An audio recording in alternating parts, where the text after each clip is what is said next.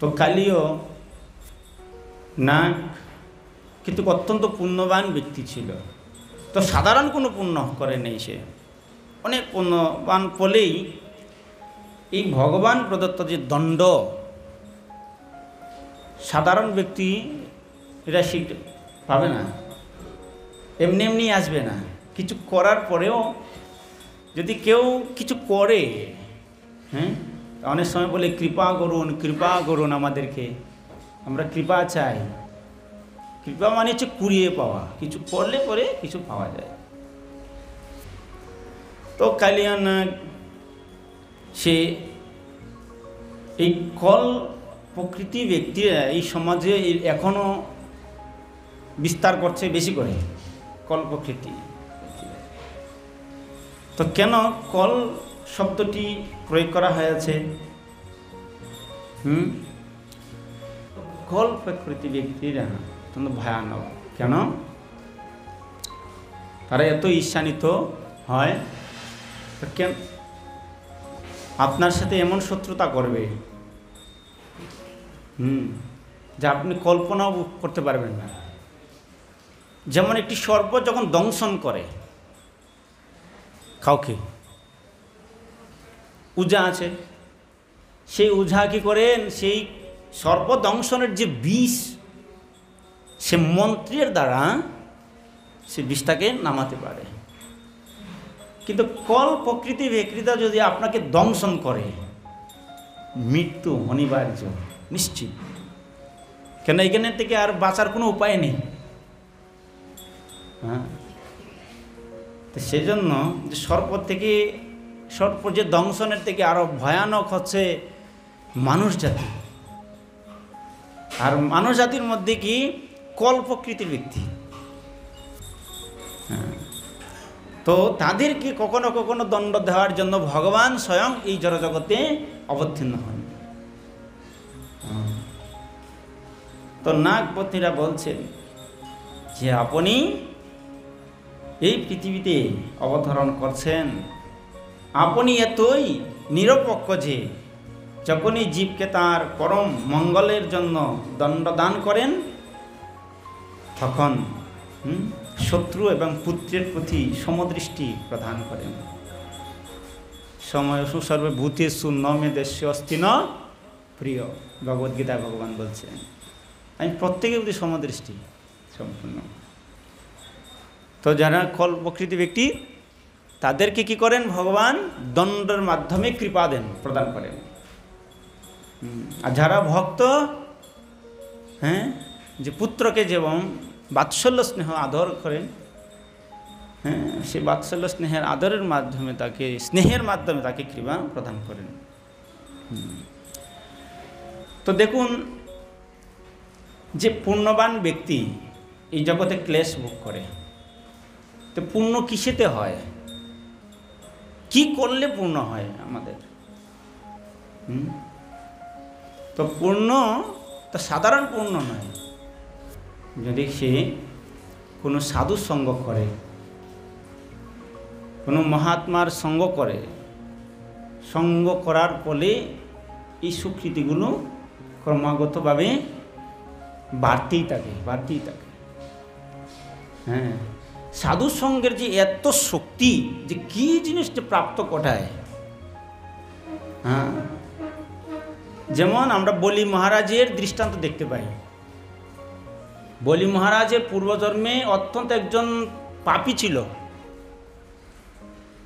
হ্যাঁ, এমন পাপ কার্য করছে, এমন কোনো কার্য করে নেই, এমন কোনো যে এত পরিমাণ যে পাপ করেছিল।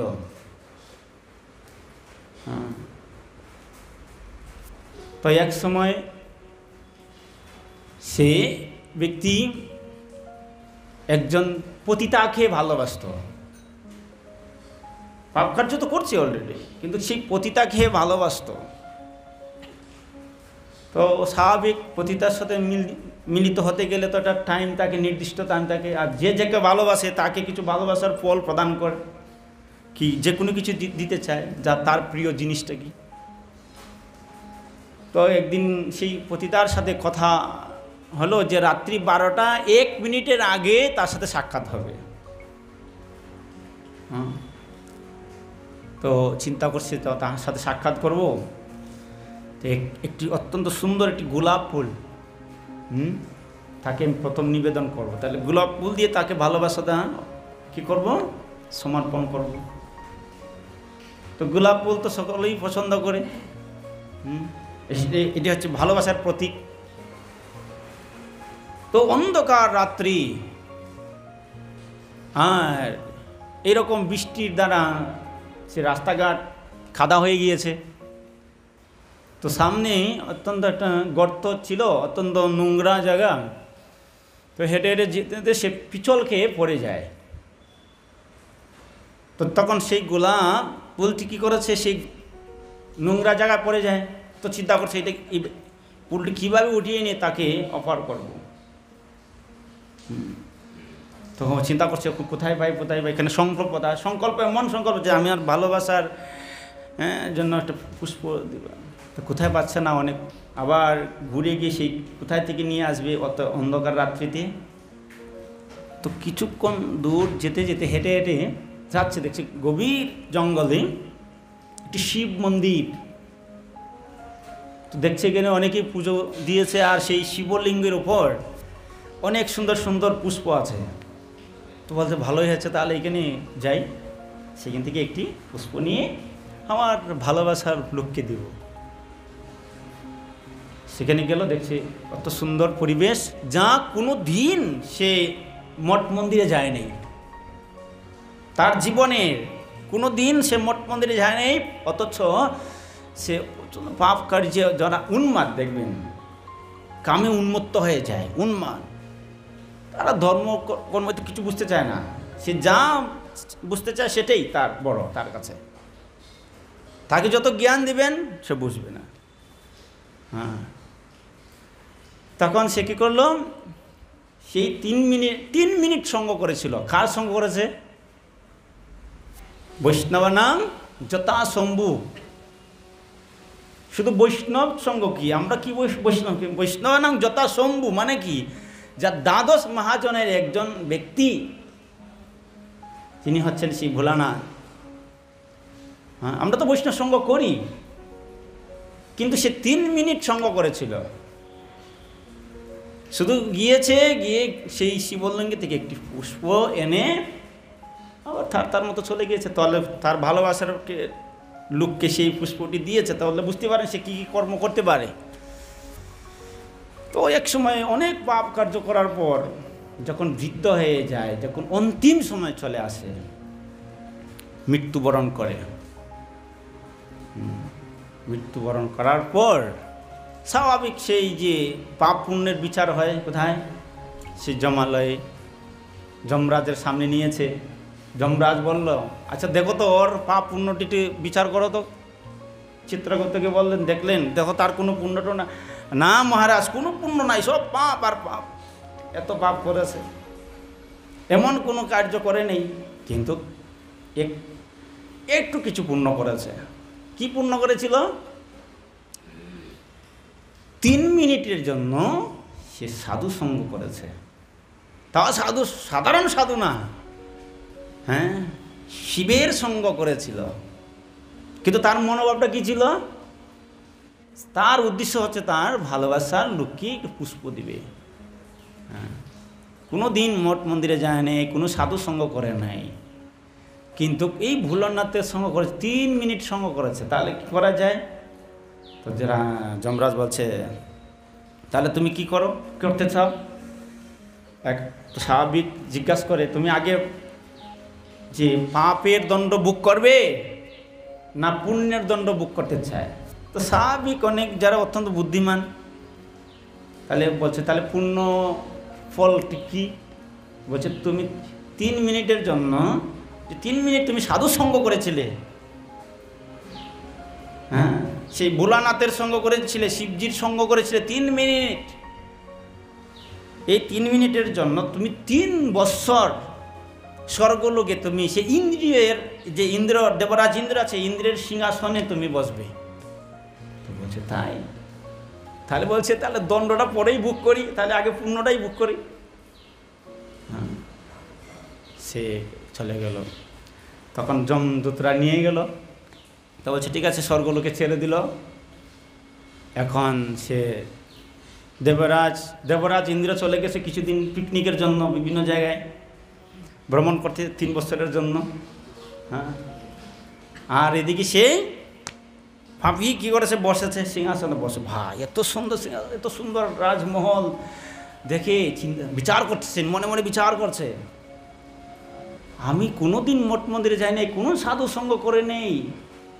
হ্যাঁ, অজ্ঞাত অনুসারে আমি মাত্র 3 মিনিট সেই ভোলানাথের সঙ্গ করেছি, তাও খালি শুধু দর্শন করেছি।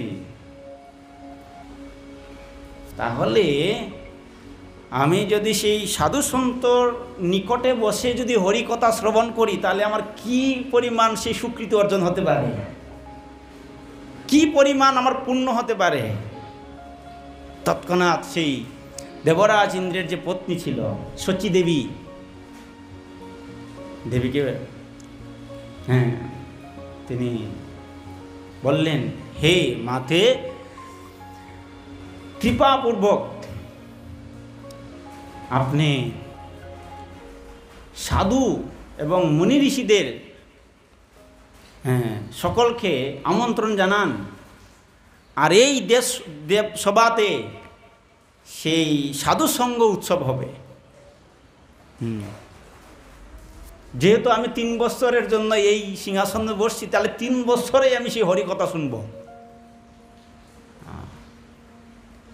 সমস্ত শচীদেবী কী করলেন, সমস্ত মুনি ঋষিদেরকে আহ্বান করলেন, আর সেই ইন্দ্রের প্রাসাদে বসে দিন রাত 24 ঘন্টা চলছে, হরি কথা চলছে, শ্রবণ করছেন, মধুরম গভীরতরে, আরো গভীরতর মধুরম শ্রবণ করছে।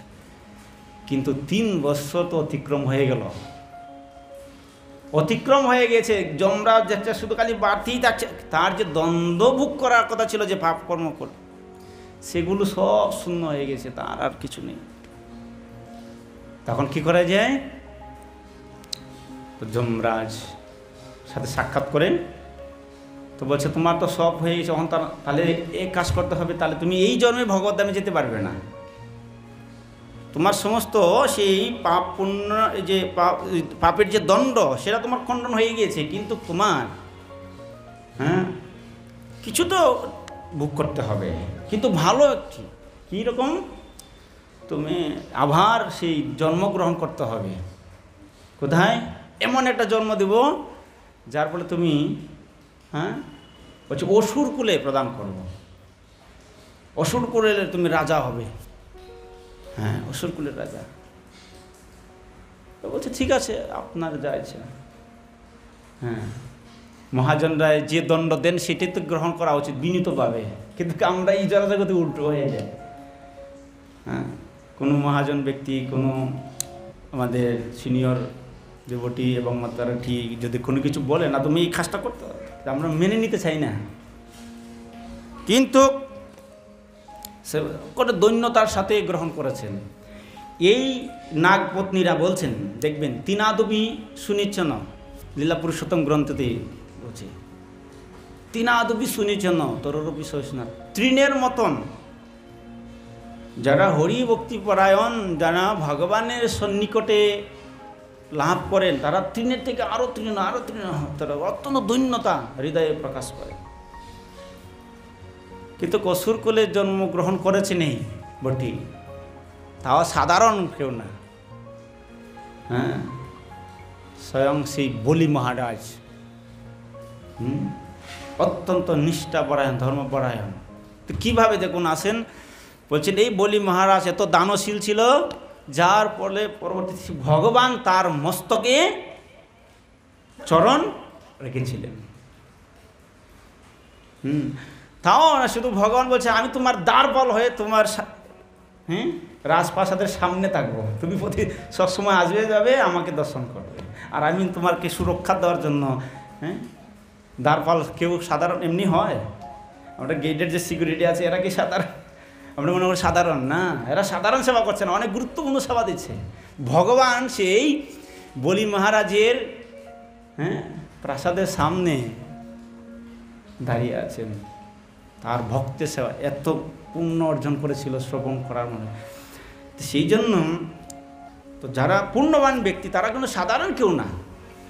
বাহ্যিকভাবে মনে হতে পারে যে একটা অসুর, এভাবে কীভাবে যে সে পুণ্য, কিন্তু পুণ্যকে যদি নষ্ট করে দেই, শূন্য করে দেই, এগুলো হচ্ছে নিজের ইচ্ছা। যত দৈন্যতার সাথে আমরা সাধু সঙ্গ করব, যত সেই নিষ্ঠার সাথে হরিকথা শ্রবণ করব, তত গভীর থেকে গভীরতর সে আমাদের ভগবত ভক্তি যত হৃদয়ে প্রকাশিত হবে।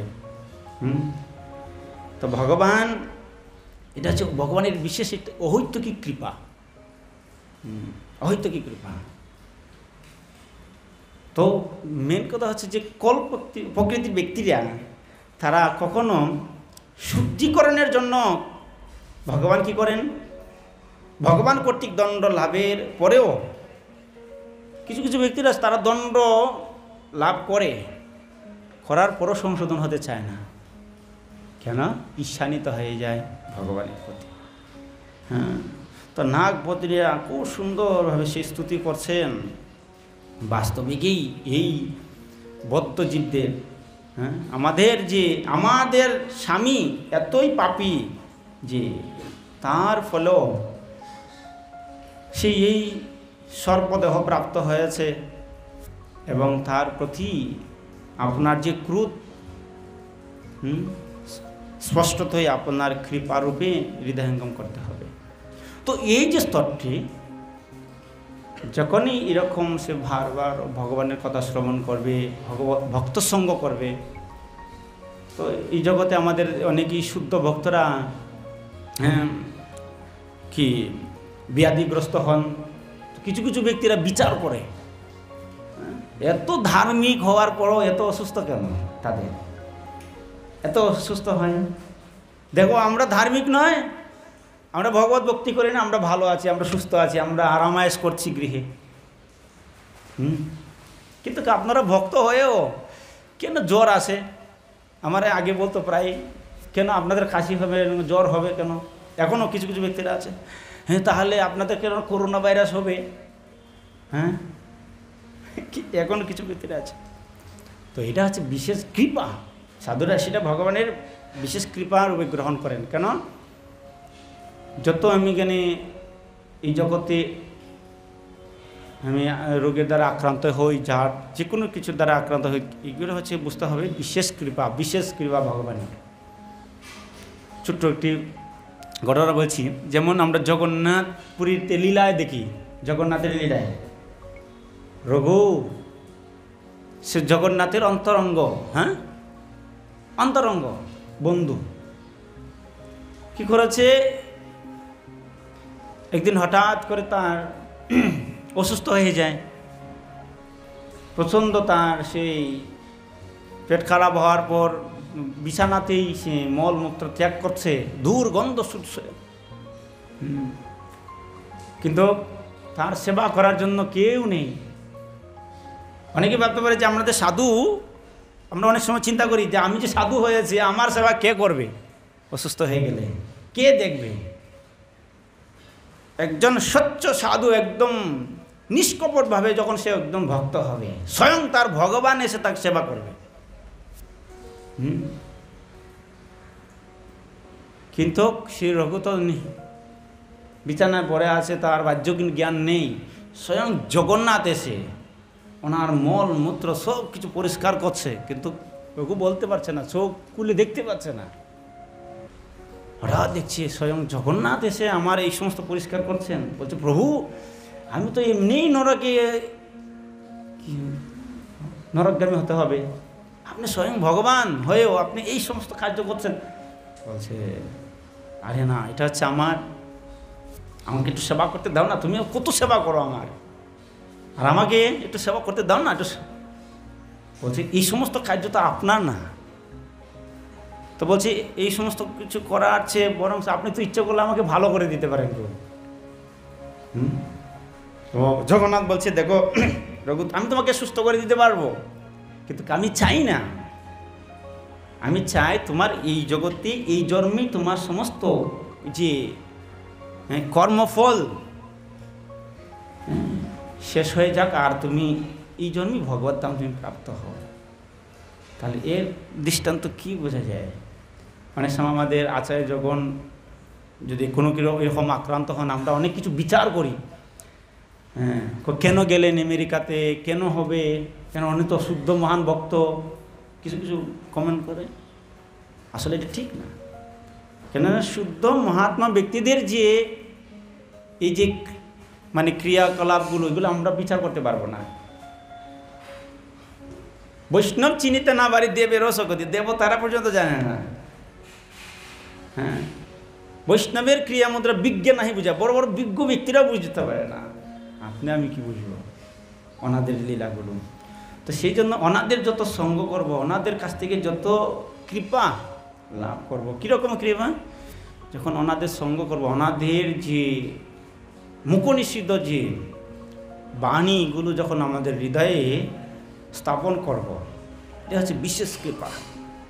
আর এইগুলো ক্রমান্বয়ে সঙ্গ করার ফলে আমরা সমস্ত দুঃখ থেকে মুক্ত হতে পারি। সেই জন্য বললেন সায়ম প্রাতিন গৃণেন ভক্তা।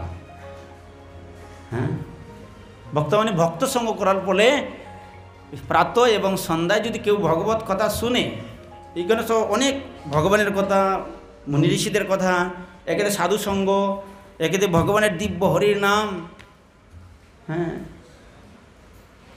এগুলি যখন এসে কর্ণে প্রবেশ করবে, বললেন দুঃখ গামাত বিমুচ্ছতে, সমস্ত দুঃখ ক্লেশ এই জড়জগতের সমস্ত কিছু বিনষ্ট হবে। তো এইভাবে আমরা ধারাবাহিকভাবে শুনবো পরবর্তীতে। তো সেই জন্য যে ঈর্ষাপরায়ণ ব্যক্তিদের সঙ্গ থেকেও আমাদের একটু সাবধানে থাকতে হবে। হ্যাঁ, এক বেদ কি করছে, সে পাখি শিকার করতে করতে শুয়ে আছে, ক্লান্ত হয়ে গিয়েছে। তো মৃদু মৃদু বাতাস বয়েছে আর প্রচণ্ড রৌদ্রের তাপ লেগেছে। তো এক হংস পাখি কী করছে, একটু ডানা দিয়েছে, মেরে চিন্তা করছে বেচারা রৌদ্রের মাঝে ঘুমিয়ে আছে, একটু ছায়া দিয়েছে। হ্যাঁ, আর পাশে ছিল এক কাক। কাকের কাজই হচ্ছে যখনই মল ত্যাগ করবে তৎক্ষণাৎ সে কিন্তু উড়ে চলে যায়। গরম গরম মল ত্যাগ করেছে আর বেদের মুখে পড়েছে, বুঝতে পেরেছেন? থাকি দেখছে একটা পাখি, হংস পাখি, এরকম ডানা মেলে আছে, ছায়া দিচ্ছে। বলছে আমি সারাদিন পাখি শিকার করি, হ্যাঁ, আর আমার মুখেই সেই পাখি মল ত্যাগ করে। তৎক্ষণাৎ সে ধনুর বান নিক্ষেপ করলো, ধরাস করে সেই হংস পড়ল। তো হংস বলছে, আরে আমি তো তোমাকে সেবা দিচ্ছি, তুমি এই প্রচণ্ড রৌদ্রের মধ্যে তুমি শুয়ে আছো, আমি ডানা দিয়ে ছায়া দিচ্ছি, আর তুমি ভাবছো আমাকে তুমি এইভাবে। বলে তাহলে এই যে মল ত্যাগ করেছে কে আমার মুখে? তো বলছে আমি না। কে করেছে? কাক। তো বলছে তো এই মৃত্যুর জন্য দায়ী তো আমি নয়, তুমি নিজেই দায়ী। কিভাবে? তুমি নিজেই সেই দায়ী। কেন? তুমি জানো তুমি এখানে কাক আছে, তুমি কাকের সঙ্গ করার ফলে তোমার মৃত্যু হয়েছে, আমি আর তো কিছু করার নাই। তো কিছু কিছু ব্যক্তিরা এই ঈর্ষাপরায়ণ ব্যক্তিরা, ওদের সঙ্গ যত করবেন অত্যন্ত ভয়ানক, মৃত্যু অনিবার্য। কি মৃত্যু ঘটবে? আধ্যাত্মিক মৃত্যু ঘটবে, জড়জগতেরও জীবনটাকেও আমরা নষ্ট হয়ে যেতে পারে। হরে কৃষ্ণ। যাই হোক, ছোটো মুখে বড় কথা, অনেক বড় বড় কথা বলেছি, আপনারা কেউ মনে কিছু নেবেন না। আর আমার সামনে সবাই বিজ্ঞ সেই ভাগবতম বক্তারা বসে আছেন, আমার হৃদয় তো ধর করছে। তো বিশেষ করে এই যে কথাগুলো আমি যেগুলো বলেছি সেগুলো যেন আমার জীবনে প্রয়োগ করতে পারি, আপনারা সকলেই আমার প্রতি কৃপা দৃষ্টি দিবেন, আশীর্বাদ করবেন, যেন এইগুলো পালন করে আমার জীবনকে অতিবাহিত করতে পারি। হরে কৃষ্ণ কৃষ্ণ কৃষ্ণ হরে হরে, হরে রাম রাম রাম হরে। কোনো প্রশ্ন, মন্তব্য?